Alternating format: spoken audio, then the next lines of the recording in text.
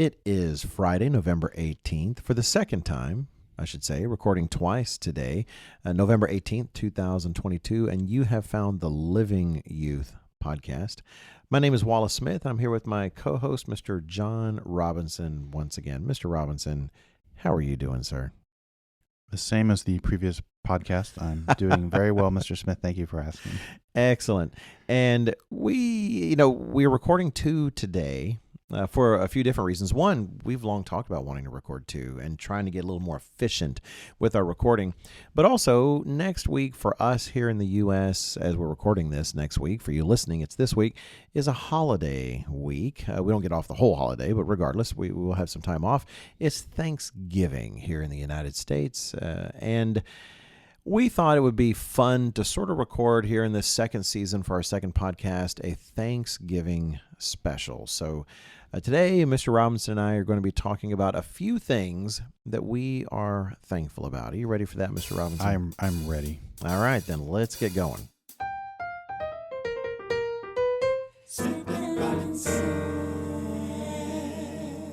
Thank you, as always, Jake and Julia, and hello, everyone. And again, welcome to the Living Youth podcast, whether you're on Spotify or YouTube, or we hope to be able to say very soon, Apple. We're expanding to the Apple platform, and looking forward for those of you out there, that's your preferred platform of choice. Before we get started, as always, if you'd like to give us any feedback on today's program or past programs or what you want in future programs, or you have some questions, whatever it might be, feel free and email us at podcast@livingyouth.org. Mr. Robinson and I both get those, and we definitely look forward to hearing from you. Now, we're going to settle back and talk about some things we're thankful for with Thanksgiving in mind coming up next week. I've got my waning coffee mug here, a little coffee mug my wife has made for me that has my favorite equation on it. She's very crafty in a good way, my wife. Mr. Robinson, you look so fancy there in your work suit and your sparkling beverage. What are you consuming over there on the other side of the table? So this is a kind of a behind the scenes podcast look. Well, my jacket is on because I'm cold in my office, which it's a struggle in the wintertime a little bit here and there. But anyway, but my drink, it is the Kirkland brand Italian sparkling mineral water. That sounds so fancy. If anything's is it Kirkland Costco brand? Is it really that fancy? I did say sounds fancy, but yeah, I guess you're right. Yeah. Well, I made a decision. So at the beginning of the pandemic, back when everything was brand new and we didn't know how this was going to turn out, and for all we know, this is like the beginning of the end of the world, which still feels that way a little bit. I had just determined that no matter what, I was going to treat myself to chilled sparkling mineral water as long as we had electricity and a supply chain. Wow. And so this is my well, that actually lead into one of the things I'm thankful for later. Oh, really? Okay. Yeah. We'll put a bookmark in that. And as for Kirkland, I don't mean to knock them. The shirt I am currently wearing is a Kirkland shirt. No, actually, no shade at Kirkland. Like their brand is not bad. Like some of the things are actually pretty good. So yeah, I've got several of their shirts in our closet. By the way, podcast not sponsored by Costco or Kirkland brand apparel. Are we open to? We are sponsored by God the Father and Jesus Christ, and that's the best sponsor, and the Living Church of God. So that's the sponsorship we go for. So our theme this time around is Thanksgiving, and again, we're recording this early. If you just listened to our previous podcast about the terrible tragedy that had taken place a few weeks ago in South Korea. This will be very different from that. If you haven't listened to that one, feel free and head back. I think I really like the thoughts that we put together on that. But this one is in mind of what's going on next week. Though as a listener, our youth and teens who are out there, it's this week. If you're in America, that is, and that is Thanksgiving. In the United States, for those, and we have many listeners in different countries who are not in the United States. In the U.S., we celebrate Thanksgiving at the roughly end of each November. I think it's the fourth Thursday. Is that right? That sounds right. That sounds right. Let's go with that. The fourth Thursday of each November. And it's a time ostensibly set aside to thank God for the blessings in your life, the blessings your country has experienced. Of course, in an increasingly godless age, people don't know who to thank, so they just feel a vague spirit of thankfulness or a thankfulness to the universe. But we know better, and there's nothing heatheny about this day. There's no reason we can't keep it as a people of God. And so here in the United States, we do keep actually. We're still thankful. We're thankful for 3 football games on Thanksgiving, for the big screen, wide format, so that you can see the whole football field practically at the same time. I think we're still a pretty thankful nation, Mr. Smith. That's sarcasm, Yeah, for those who didn't know, if your sarcasm meter didn't go off on your audio app, we thought we would do is talk about things we're thankful about. And there's a huge list. One thing I will say about Mr. Robinson, as someone who's had the pleasure of knowing him for a good number of years, is he's a thankful guy. In fact, on our website, I think it's on the livingyouth.org website. I think I have on there actually a post you created way back when we were demoing material for Reaching Youth, and you were writing about thankfulness and kind of life hacking, right? Well, what was fascinating to me about it was, so there are a group of people out there, those still deceived, like most of the world, that genuinely try to approach, like, what is the best mode of being? What is the best way of life? What are the things I can do that improve my life, even if it's not obvious? Right, they're stumbling in the dark, but they're trying. Yep, they're trying. And they're open to things that would normally be considered kind of spiritual, and one of them was thankfulness. And I was struck, many of them, because there's one podcaster in particular that did a whole book. I can say the title, can I? It's Tools of the Titans. And it's Tim Ferriss, and he interviewed all these very successful people because his goal was to kind of package up what were all these different things about these different individuals that made them successful. What were the common denominators? And it was amazing how many of them recognizes, they kind of use some catchphrases, but being mindful, how's it phrased? Thankfulness. You're mindful of your thankful. Like, you set aside time to actually be thankful. Even if that means you get up in the morning and you handwrite a list of things you were thankful for or whatever. But in some way, once a day, you think through, oh, you know what? I'm really glad that I have, X, Y, and Z. And so that's what struck me about being thankful. That other people recognize they're not religious people at all, but recognize that having a thankful attitude just generated a better life. Well, interesting. I was looking it up while you were mentioning, not that I wasn't listening to you intently, Mr. Robinson, but I was also looking up. We actually used that commentary in a magazine in 2021 in January. I think it was a 2-page or so. The title, at least the title online, is Hacking Thankfulness. Hacking Thankfulness. So anyway, that wisdom from Mr. Robinson is sitting out there on the tomorrowsworld.org website for you to be able to check that out. Thank you for the plug. Oh, no, you bet. And so we thought, and what I guess the point I was building up to is, Mr. Robinson, I generally see you as a thankful person. I feel like I've seen you in some very good times and some very difficult times, and I think in a lot of those things I've really appreciated. I don't mean to be starting what I'm thankful for too early, but I've really appreciated that you do seem to generate about you a spirit of gratitude, where you don't seem to take for granted the things that you have in your life, and I appreciate that. I appreciate the way you model that. So we thought that we would talk here on the program not about everything we're thankful for. That would be a truly long list. We're both very blessed men, but we would take the time to talk about some things for which we are grateful. The Bible, in many ways, praises a spirit of thankfulness and gratitude, and we're all about thinking biblically here. And so if you're thinking biblically, if you want a biblical mindset that matches Jesus Christ, then you should have a tendency toward being grateful and to take the time to think not just what you want from God in life, but what you truly thank Him for. And so we hope to model that a little bit this time around. I think we can do it. And we haven't actually planned this one out a whole lot, but I'm gonna put you on the spot and maybe ask you to go first, Mr. Robinson. Okay, no, that sounds good. So I think you and I will end up having the same one, and we kind of debated this a little bit, but we both concluded that our wives are such a major part of our lives that's where I start. You could you could make a case. Oh, we're thankful for God. Yes, we. Absolutely, in His plan and His mercy and all those things. But just in our own personal lives, I mean, you're not going to have a more intimate relationship than with your spouse. And you and I talk about this all the time. And so what am I thankful for? Top of my list is my wife. She is an amazing woman. she really rounds me out. I think I can't remember if I said this on the podcast or that might have been on the one that we actually re-recorded. But one of the most amazing things to me as I like started to analyze, this was probably 10 years ago, and it might have been that there was a death that made me think about this, and I realized I didn't know where in my marriage where I ended and my wife started. Like our lives were so intertwined that like I didn't even know, like if I suddenly didn't have my wife anymore, like, man, who is this John Robinson now? Because such a major part of who I am is my wife, and that's gone. But let me try to narrow it down a little bit, because I was thinking, rather than just kind of rambling around about all the things I'm thankful for about what my wife provides, which is, everything, I realized a lot of it boiled down to something that may or may not be obvious. Trust.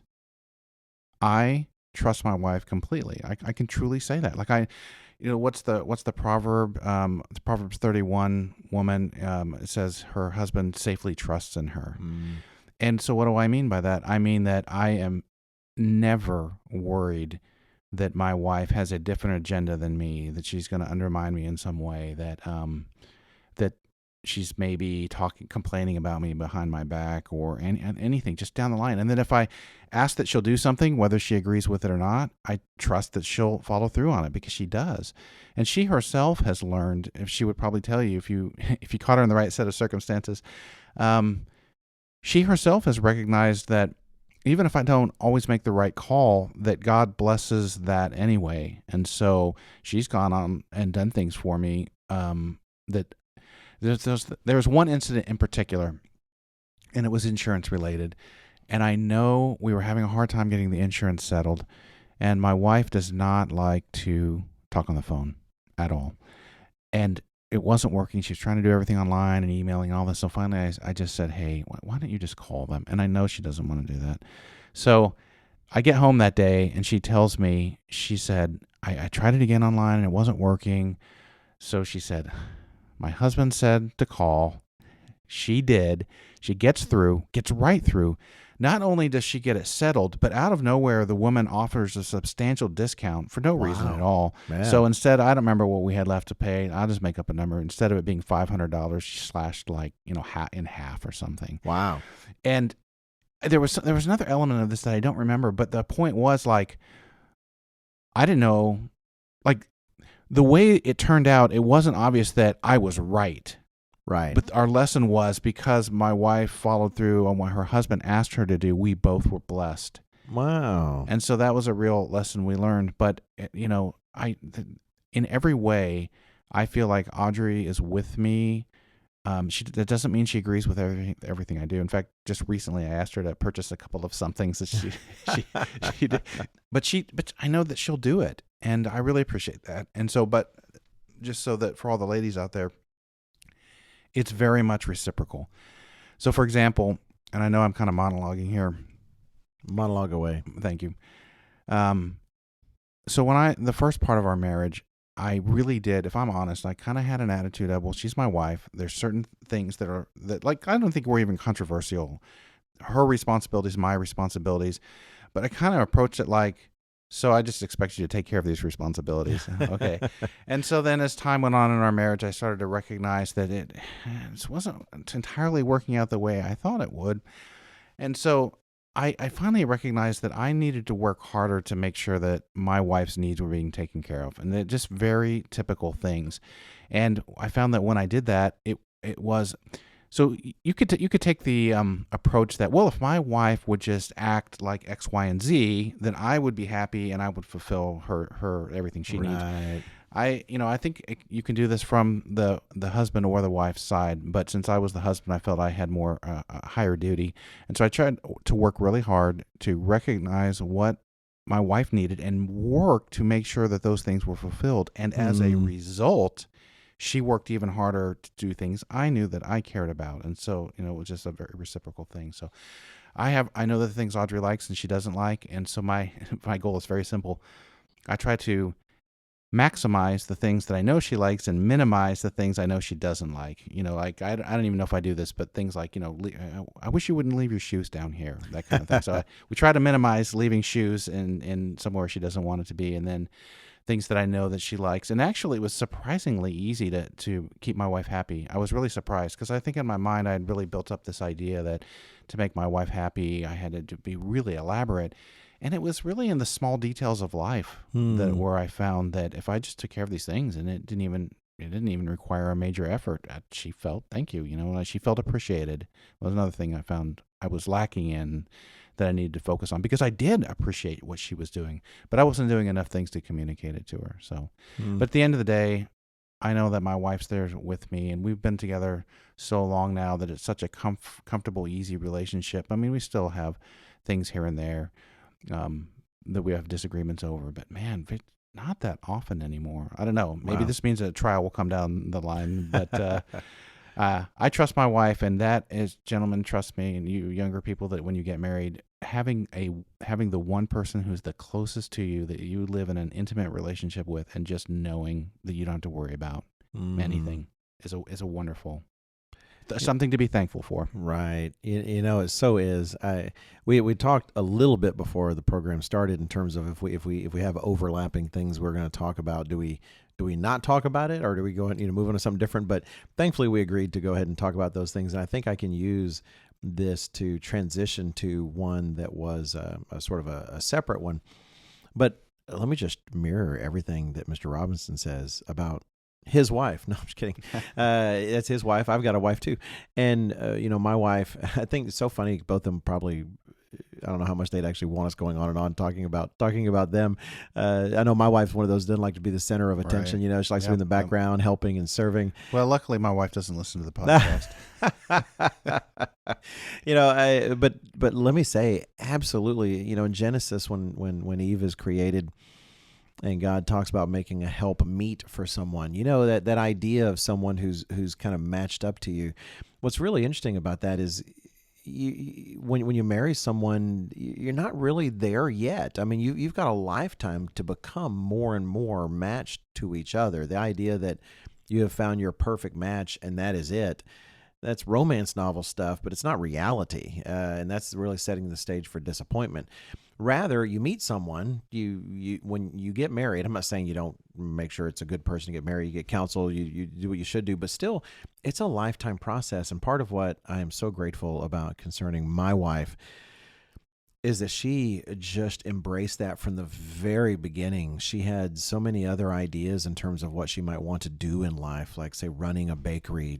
She's so talented in that regard, that she set aside, because she recognized, if I'm actually going to have a husband and support him in what he does, that's not going to match unless I marry a baker and we own a bakery together. Instead, she was marrying a math nerd, right, who wanted to teach high school, and that she was so willing and ready to set the pace for me in terms of conforming her life to mine, which is inspirational, which makes you then want to, return in kind, though I'm sure that I was probably not nearly so flexible as she had to be at first.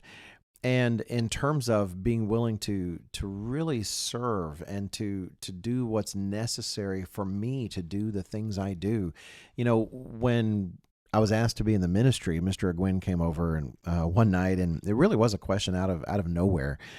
And so after he left, and my wife and I were just upstairs, the kids were still really young. We didn't want to tell them yet. We were just, thinking about everything. But I think it was literally that night. I'm not sure, but I know it was sometime shortly after, as we're kind of getting a picture of what it would mean to be in the ministry and the traveling that would be necessary, and going from congregation to congregation, whether it's circuits or whatever you're doing. We had chosen to homeschool. My wife was homeschooled. I was actually a public school teacher for some time, but even as a public school teacher, I had decided that I would prefer to homeschool my children if I could. That is, we would, because again, that kind of rested on my wife. She made very plain that, her home was wherever I was, and that we have flexibility, whatever it takes to do with the children. We would rather endure inconvenience and discomfort to make sure that we're spending time together. If it's a matter, and we did these huge circuits when we were in Ohio. And so we get the kids up at 3:00 in the morning, right? And put them in the car and they're riding with us and brushing our teeth at a McDonald's of all things. That's not a toothbrush. That's a Big Mac, trying to make, and I'm grateful for that, because the life that I have lived has certainly not been one of convenience for her.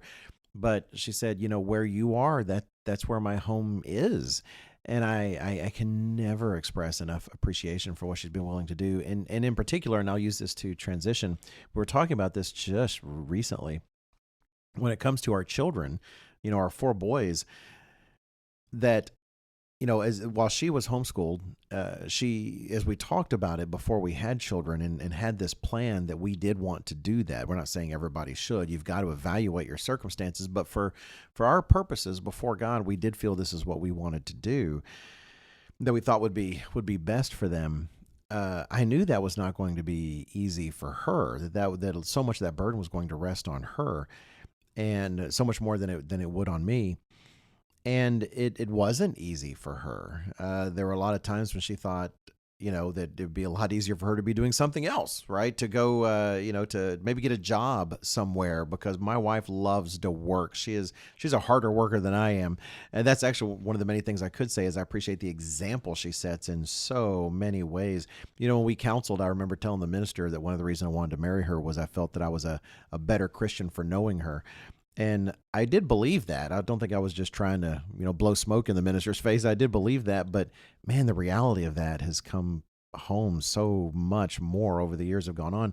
But anyway, she wasn't homeschooling because she liked it necessarily. She wasn't homeschooling because it made her feel more fulfilled, quote unquote.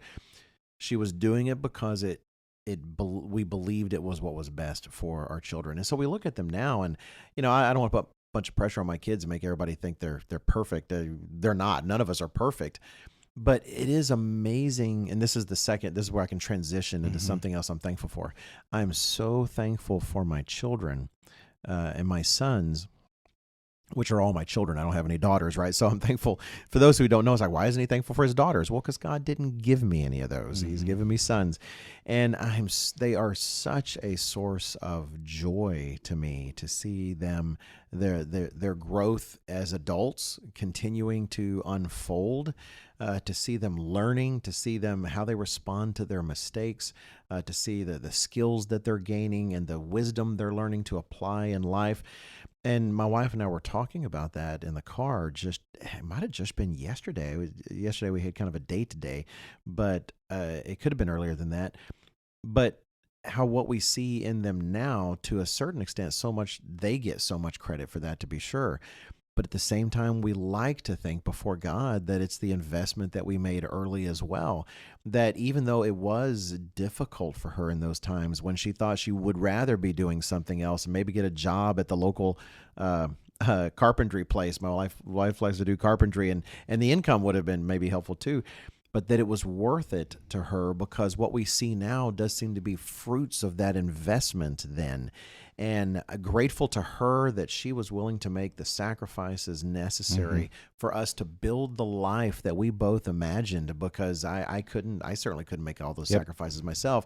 But then also thankful for my children who, rather than push against any of that, it seemed like they've embraced it from the beginning, that this is the lifestyle that the Smiths lead, and this is what we do. They've embraced it, and I see the fruit in their lives, and they are such an amazing source of joy to me. And so very, very, very thankful for my children as well. Don't you think all the beatings helped also? And these days it'd be beating on me. That's true. Four big boys. Yeah, they are. I still outclass them in weight, maybe, but honestly, that's not enough. I would be doomed. But before we move on to my second one, I will echo your sentiment about your wife, which is I don't. In terms of just pure work ethic and just like wanting to be doing something profitable, that I learned that at camp more than anywhere else. So at the way the camps were configured before is every night a department was assigned to go down to the kitchen and do the final cleanup on it, so that the kitchen crew wasn't there just around the clock. And our little crew wasn't very big. Our department was small. There was only a few of us.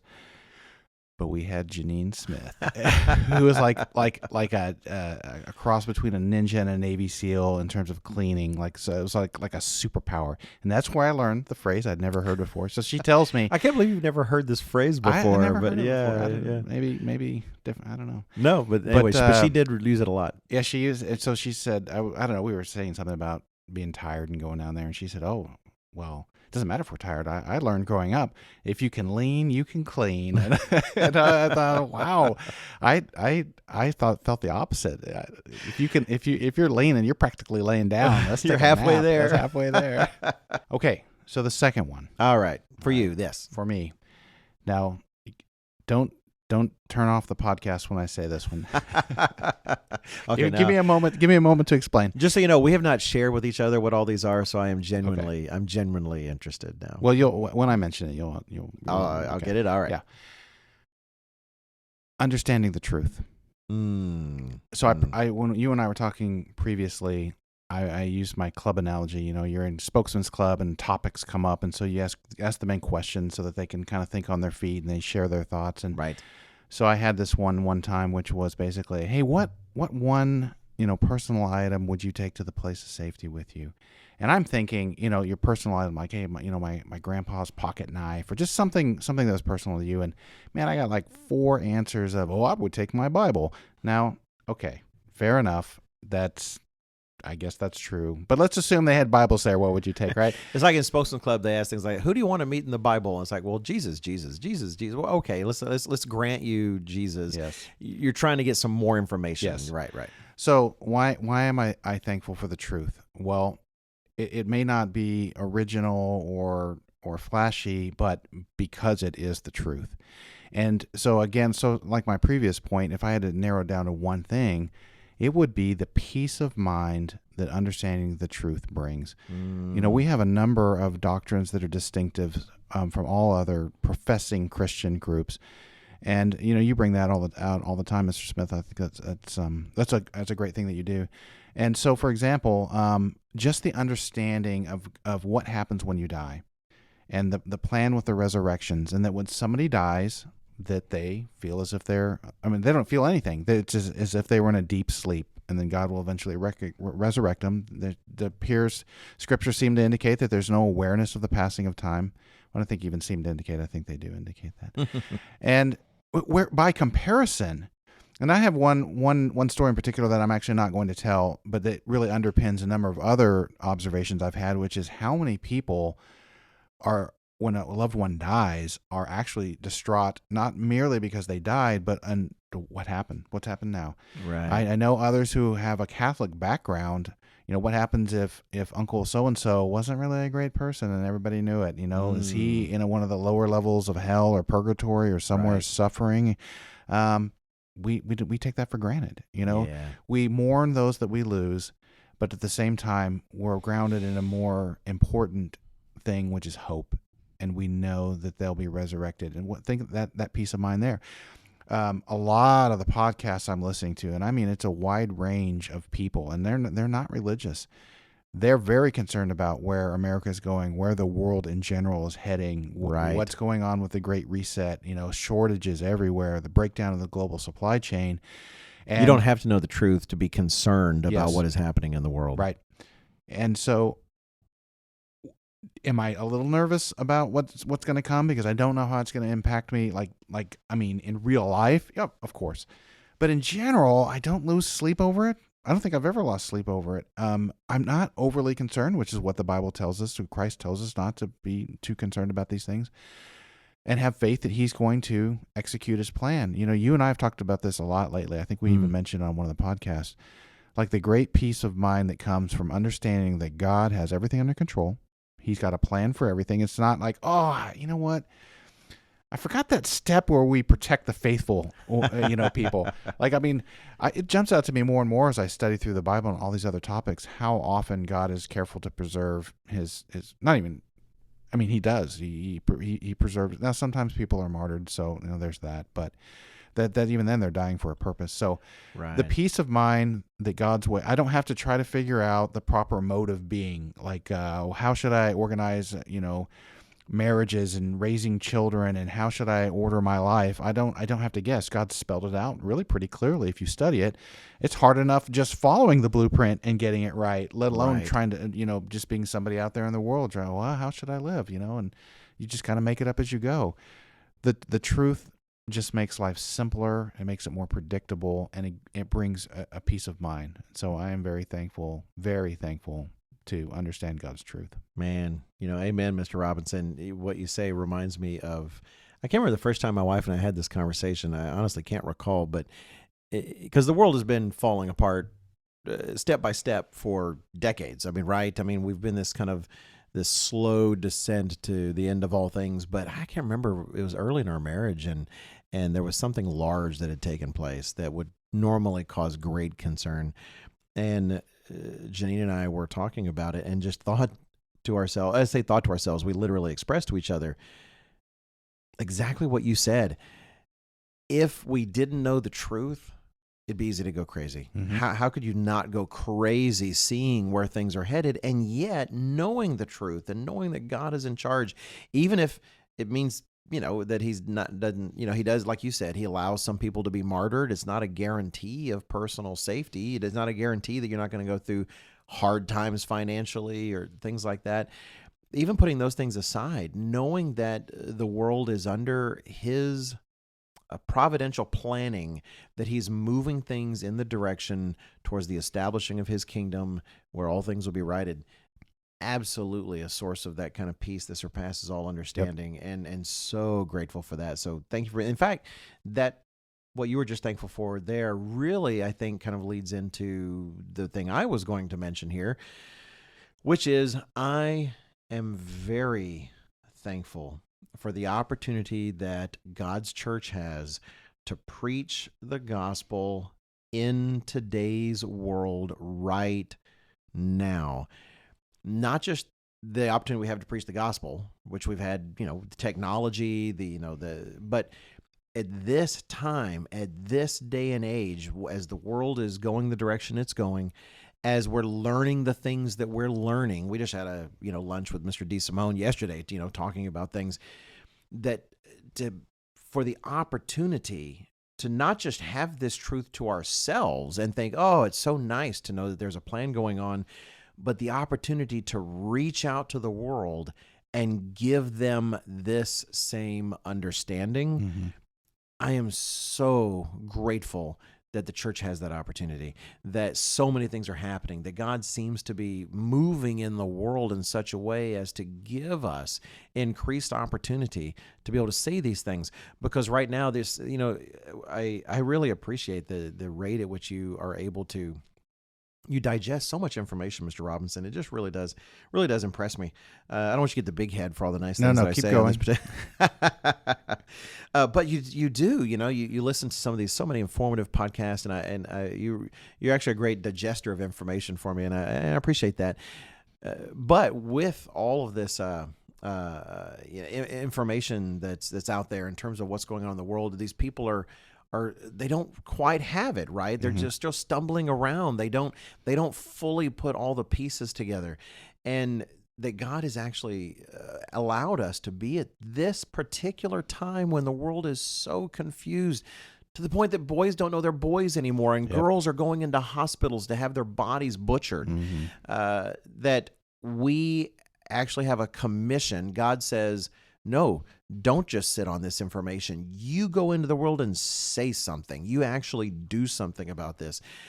I am grateful that we have that opportunity to do that, and that Mr. Weston, that those Mr. Ames, Dr. Winnail, Mr. Wahovich, that there's such a focus on getting this information out there. This is a lost and confused world that is, in a sense, like the battered wife of Satan, the devil, if you will, and that we actually have that information that nobody else has, and we're going to get that out there. It's in terms of why I'm thankful for it, there's a lot of reasons I could put, but to a certain extent, it's almost like a pressure release valve.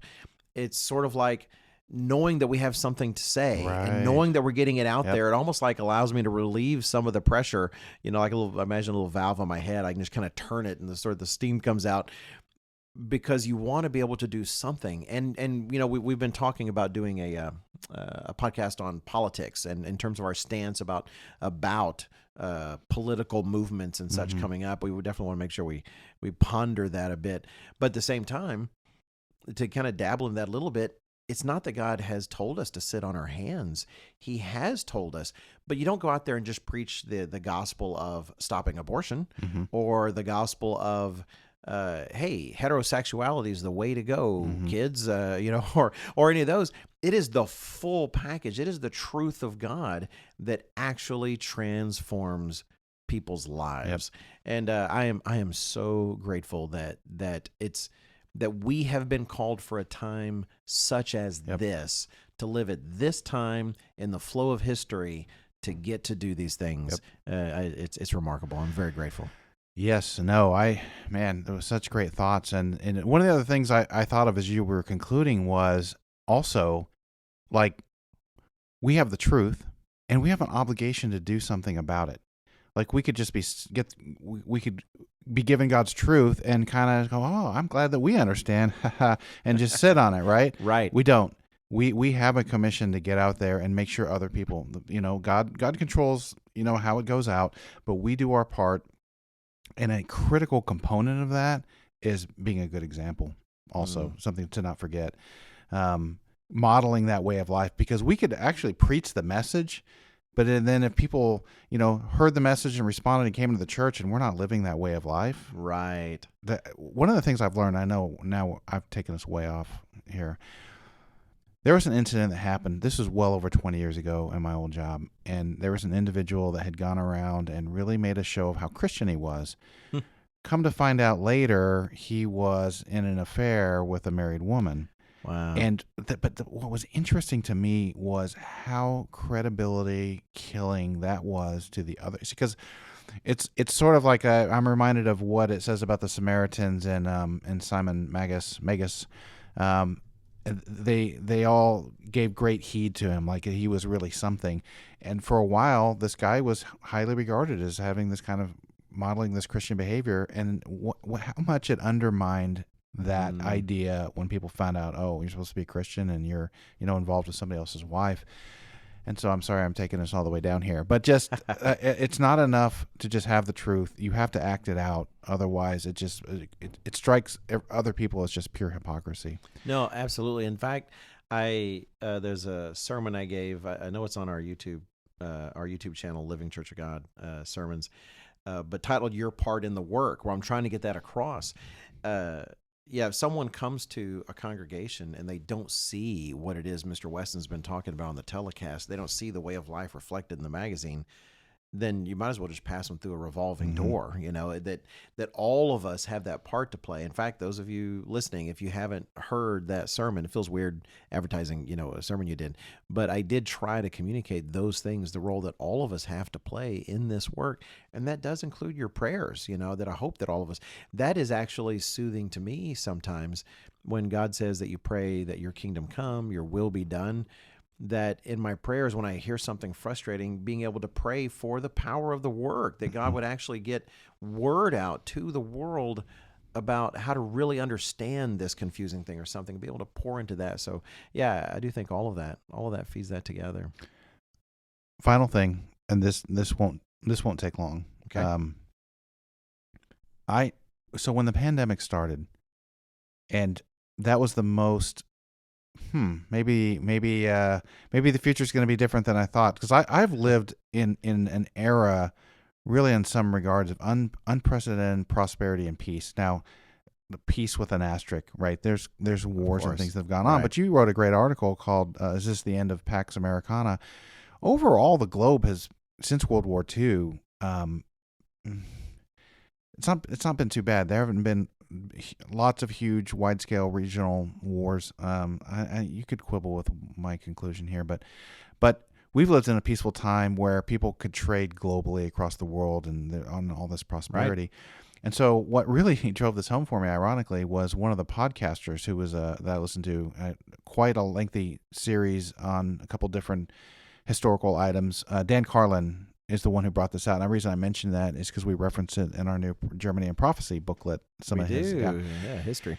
And so he was briefly describing 1700s Japan, and he just pauses out of nowhere and he says, "This is the only other time period in history that I would maybe be willing to live in." Really? That he thought very clearly the time we lived in was hands down the best. That you go back through history, and man, unless you were like at the top of the heap, where you were, the king or a wealthy noble or something, most other people just eked out a living or struggled on as a slave.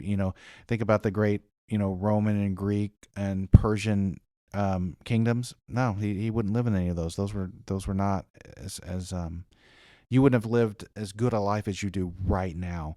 And to think about, so for me, my comparison is always, well, other than living during Solomon's reign, this is the time period I want to live in. I mean, we've had luxury and abundance, and it made me think about all there's a little joke or a meme of first world problems. Right. And so that's where it leads back to my Kirkland Italian sparkling mineral water. It's like then the idea that my life might change dramatically and that things will change and the global supply chain breaks down and inflation skyrocketing and I won't live the same standard of living. You know what? I'm thankful. Can't complain about a thing. I've had a great life. I don't want it to end. That's not my point. But I've lived in one of the most amazing time periods, and also dovetailing with what you said, in a time period where God is working through his church to get the message out, and man, what is potentially just ahead of us? Pros and cons of getting to see the heavenly signs and all the various things carried out. I mean, it's a little scary, but don't you kind of want to be the guy that got to say, "Yeah, I lived through that." But God's blessing on Israel, and then which extended to the rest of the world that he promised because of Abraham's obedience. I mean, I've benefited from that. I really appreciate you sharing that comment from Dan Carlin, because I know his history insights I know you enjoy, and we do have actually mentioned some of those in the New Germany booklet, the Germany and Prophecy. It is an amazing time of abundance, and it's very easy to forget how comfortable our lives are, even in some of our most uncomfortable circumstances. Yep. Many times the vast majority of mankind would still say, "I would trade place with you in a second." Well, one of the ways I think of that is I don't want to compare notes with the Apostle Paul. Because here's my notes. Man, Paul, got to tell you, my upstairs master bathroom, it took like almost 5 minutes for the shower to get hot. I don't even know how I endured it. I mean, you break down, well, most people would have had a similar life. I mean, I have lived my entire life in climate control. Yeah. I've had air conditioning and heating in all of my houses. And I mean, when I was younger, there were still people that would tell their stories of growing up especially if real rural areas. They didn't have electricity or running water, and they took their bath in the creek once a week, that kind of thing. And I've had access to comparatively inexpensive clothing. Just go on down the line of the luxurious life.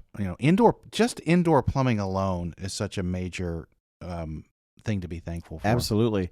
It's funny you're talking about Paul just there. I just thought to myself, because Paul did the work. He was a beast in the right kind of way, not a beast of revelation kind of way, and was just truly sacrificing shipwreck after shipwreck. Well, you live the kind of life you get more than one shipwreck on your resume. Yes. That is really impressive. And I just imagine to death. Yeah, I imagine sitting down with him and trying to relate, like, "Oh, Paul, I get, suffering for the work. Man, there was a time I had to rush. I didn't pay attention. I sat down to work on this article for the magazine.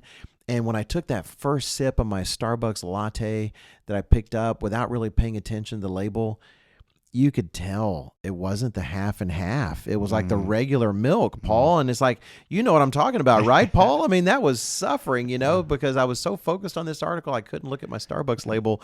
And I think you'd just say, "What? What are you talking about?" I showed up to services in my car. My back kind of hurt because it's not like the fancy bucket seats with the seat heater, and so it's tough to give the sermon that day. Yeah, it's so hot. My air conditioner, it really cooled us off, but just not enough. You know what that's like, Paul, when your air conditioner doesn't quite get you quite comfortable enough. So anyway, yeah, absolutely, things we should be thankful for. I will wrap up on one that is I'll just be right out. I'm very thankful for mentors. I've always had in my head a list of I used to call them the ministers I want to be like when I grow up. one day. When I say always, since I've been in the ministry, some of them are actually younger than me. But here at in Charlotte, I am grateful to well, frankly, to get correction every once in a while, to have someone explain something better to you. Mr. Ames has an article in the 2021 November December Living Church News titled "In Everything Give Thanks." It's a Thanksgiving kind of themed article, but one of his sections there is thankfulness for correction. And I'm not trying to say I'm super high in mind, like, oh, I love being told that everything I did was wrong and a terrible mistake. That can certainly be difficult. I'm not pretending otherwise. But that said, after a while, and for those, our audience is youth and teens, young adults out there.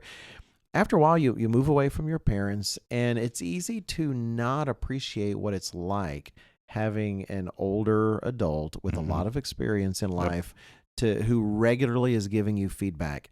And for a long time in my life, I got married, we're having children, and without someone to kind of touch base with easily and readily to kind of highlight, hey, you ought to consider this, you ought to do that. Definitely, my wife and I, our parents were alive. I do appreciate them, but still, you're kind of on your own. And at first, at least for me, I'm speaking for myself, you're thinking, oh, finally, I can do the things the way I want to do them, and it takes some time for it to sit in. Now, why have I been stressed out for the last 10 years? Oh, I need someone to go to. I really need to start getting some better advice. And I find myself more and more open to advice as I get older, which is a little backwards. You think I'd be getting it together better, which I like to think that I am. But, here at headquarters, it's wonderful. You give a sermon, say, at least I know in my experience, I'll give a sermon. I remember I won't give all the details of the story. That'd be hard to reproduce here in this audio form. But I remember my office is right next to Mr. Ames's, and I had given a sermon here where I just made this really weird noise in the sermon. And anyway, Mr. Ames comes to my office. He was Spokesman Club right down the middle. He lives the virtues and values that he talks about, and he went on and praised the sermon for a while. And said, "Oh, Mr. Smith." I'm sure he said Wally, but Wally, thank you for that sermon. And he said many positive things about it. And he said, but one thing, I want to talk to you about. And he why don't you come to my office? So I went to office, and he actually had it queued up on his computer, and he had it queued up right to the point where I made this really weird noise. And he said, well, now listen to this. And he played it, and even hearing it was grating on my ears, actually. Now, when I made the noise, for whatever reason, I can't remember, special effect or something in the sermon, it didn't bother me at all. But I got to admit, listening to it right there, especially with him highlighting, I thought, oh, why did I do that? That's terrible. And he highlighted it and said, you really need to be mindful of things like this. And then it was the funniest thing. He played it like over and over, like, wah, wah, wah. It was just, and he said, getting that feedback. When I was in the field, of course, you rarely have the opportunity to have, like, say, a regional pastor or someone hear you give a sermon.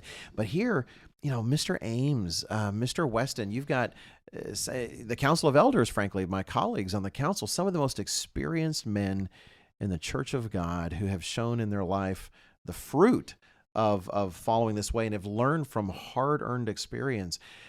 And it just reminds, I'm so grateful to have mentors in my life to actually be willing to say something you might not want to hear. Yep. But man, you're so grateful that they do. And I don't want to take that for granted. I want to be thankful for that this year. Well, I didn't originally have anything I was going to comment, but the part of what you said really hit me because I felt I had a similar feeling. And so, one of the reasons I've mentioned Phil Senna a couple times is Phil Senna was my pastor in Austin for close to 8 years, I think. And I moved up to Charlotte, and then he moved maybe a year later to where he is now in Ohio, Northern Ohio. And man, I missed having him around because he was such a touchstone for me. I missed getting his feedback on things, Hey, he was always very nice, but he would tell me little tips here and there about my speaking. He goes, most people won't notice this, but you're doing, this, and I always appreciate. And I missed it. There years went by. Do you remember me asking you at camp if you would listen to my thing and give me an evaluation because I needed it. I needed some feedback, and he was always so good at it, and I like a calibrating as well. Somebody you could, hey, am I having a bad attitude here?